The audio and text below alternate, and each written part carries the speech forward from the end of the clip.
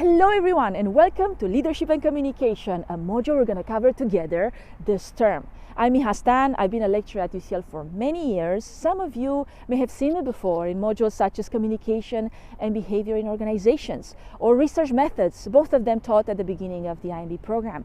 But others haven't met me before, so allow me to introduce myself. I'm a researcher and also a teacher in the area of organizational behavior.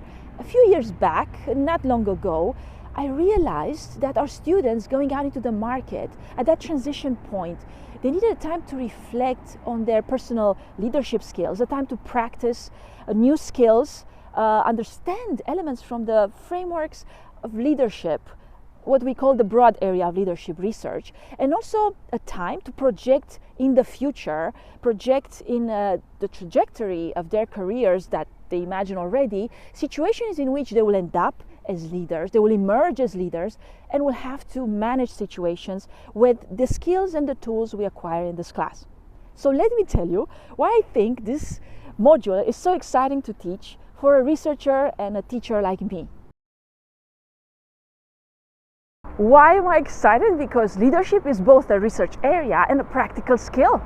You'll have research exposure, classic theory of leadership, current research findings in leadership. Your own research project, your group project will be focusing on these issues of research. On the other side, we have the practical skill enhancing of this course. You'll cover persuading skills, giving feedback skills, speech giving, even your personal case study, which will focus on a moment that is current for you. A challenge on the leadership front will be a practical skill for you of analysis of a situation before you act.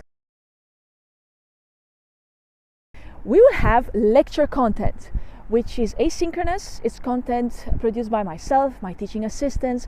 We'll also have snippets of leaders behaving in certain ways to analyze and contextualize theoretical elements from the course. We'll have text. That means you have to prepare in advance case studies, cover the slides that I produce every week. Also, for clarification, the textbook chapters will become available.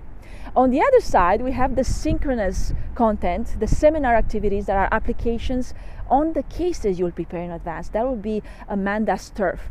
And on the second part of the seminars, there will be role-playing activities coordinated by Ben, which will have a very practical component, actively involving yourselves in all kinds of tools and skills to improve your public speaking, your feedback giving, your arguments live.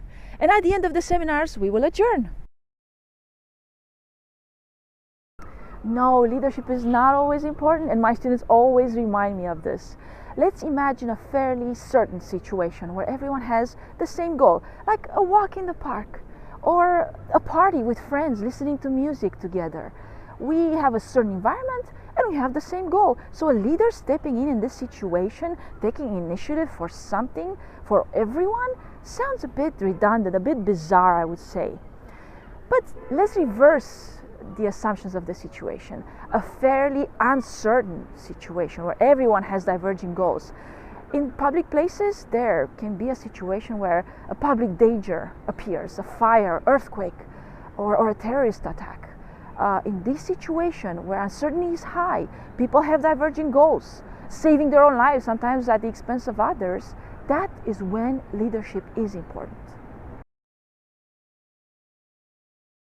Without wanting to add to the pressure, let's admit that even this module is now at a time when we face a lot of uncertainty. And it's the broader world in which we function and which has consequences for the little things in our course. Things like requirements for coursework, how marking is being done now, the time pressures that look different at a time when everything is online. All your modules this term are online. On top of it, on top of these uncertainty that I mentioned, is important to understand the relevance of leadership. The diverging goals in my class are also a feature. Some of you care about the marks you get on this module. It matters somehow for everyone when they get into a position to interview with an employer, what marks they have. Trust me, in a few years they won't matter. But there's a minority of you who has a diverging goal. They don't care about the marks as much as they care about the learning and what they take out of it.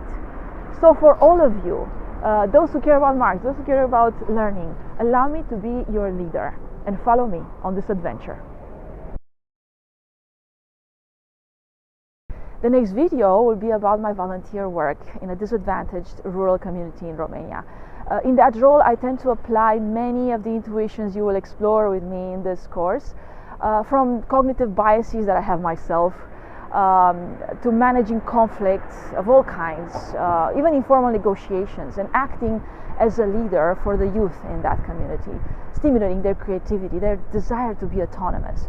So I present this to you because it is my personal case study of situations where I am challenged as a leader, something to reflect on when you will have to pick your own situation to analyze.